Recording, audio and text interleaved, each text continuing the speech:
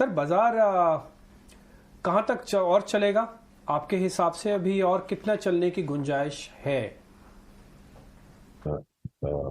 Nifty क्या लगता है? बाजार से तात्पर्य लोगों का निफ्टी होता है अक्सर, जबकि इस वक्त बाजार पूरा 15,200 की से लेके यहां तक की रैली में मैं लगातार बोलता आया हूं कि इंडेक्स इस वक्त एक बड़ा ही मीठा और हसीन धोखा है।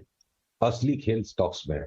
अगर बजाज फाइनेंस 11,000 वाला 16,000 हो गया तो असली असली खेल स्टॉक्स में है। हम उन पर भी जाएंगे। पर अगर मैं निफ्टी की बात करूं तो देखिए, अब निफ्टी मुझे लगता है अपने अंतिम चरण में है इस रैली के। तो यहां पर बेतहाशा तेजी खोज लेना और एकदम से बावले हो जाना कि ये तो बाजार अब चल पड़ा है, शायद गलत हो जाएगा। और अंतिम चरण का मतलब, जब तक बाजार हमें आदेश नहीं देता कि मैं घूम चुका हूं, तो वो अनुमान है। अनुमान को तो समय से पहले ही लगाना होगा, पर उपलब्धि तभी प्राप्त होगी जब आप अपने अनुमान को सही समय पर लागू करो। One has to foresee things, which is what I am going to tell you right now, and I also tell you when take the action. तो अगर ये निफ्टी की आवरली चार्ट में आप देखें, ये टर्मिनल ट्रायंगल पैटर्न बन रहा है।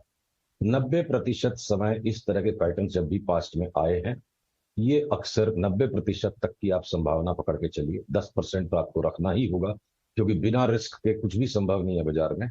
तो 90%, ज्यादा से ज्यादा संभावना को मैं 90% मानता हूं कि जब भी इस पैटर्न का रिजोल्यूशन आएगा, हम ऊपर के इस रेखांश को तोड़ने की बजाय निचले को तोड़ेंगे। और जैसे ही हम इसके नीचे चलना शुरू होंगे, वहां मैं हाईएस्ट प्राइस को स्टॉप लॉस रख के यहाँ शॉर्ट कर दूंगा। जब तक ये नहीं होता है तो मेरा अनुमान लागू नहीं होगा। अगर बाजार ऊपर ही चलता चला गया और अगर उसने ऊपर के रेखांश को तोड़ दिया जो 10% चांस है, तब मैं नई तेजी करूंगा।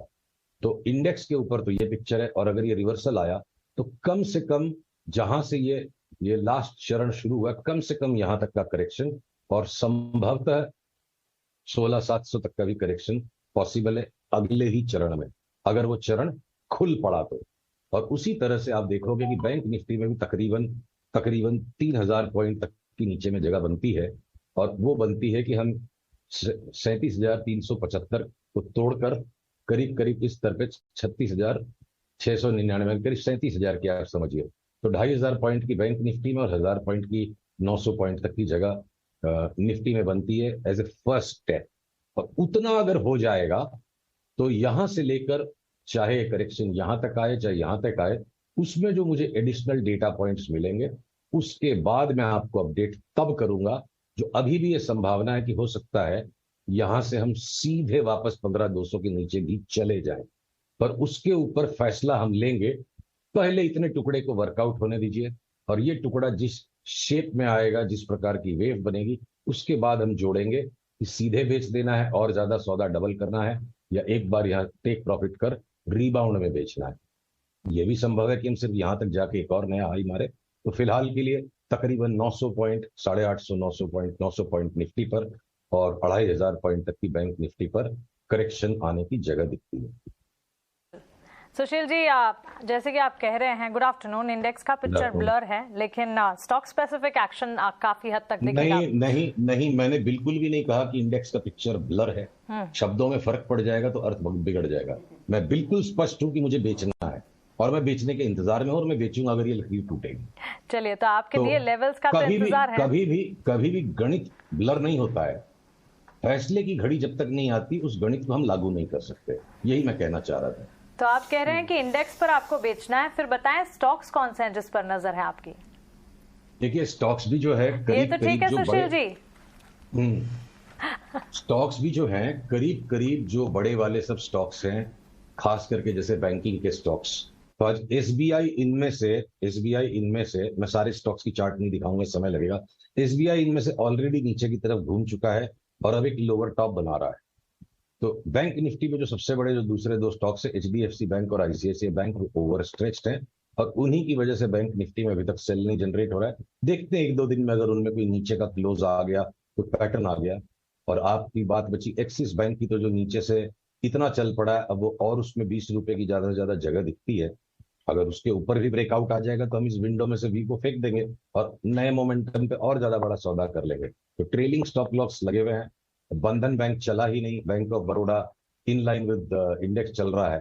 तो मेरे को लगता है सबसे बड़ा करेक्शन, अगर करेक्शन बन गया तो भले ही निफ्टी 6-6.5% तक का ही करेक्शन दे, बैंक निफ्टी 10% या उससे भी ज्यादा करेक्शन पहले ही चरण में दे सकती है। जो सबसे बड़े आउट परफॉर्मर थे वो ऑन द वे डाउन भी शॉर्ट सेल के ट्रेड में भी आउट परफॉर्मर बनेंगे। ऑटोज के स्टॉक्स 600 का महिंद्रा एंड महिंद्रा आज 1000 के ऊपर चला गया, टीवीएस मोटर डबल हो गया, और मारुति आपका 6000 वाला आज 9000 के करीब पहुंच गया है। तो इनमें भी मैं बड़े भीषण करेक्शंस की संभावना को देखता हूं। ट्रिगर नहीं हुए हैं अभी तक, जिस दिन ट्रिगर आज हो सकता है लास्ट में, बंद में हो जाए, कल हो जाए, परसों हो जाएंगे। तो जो सेक्टर सबसे ज्यादा हमें रिटर्न दिए उन्हीं में अब सबसे ज्यादा करेक्शन दिखता है।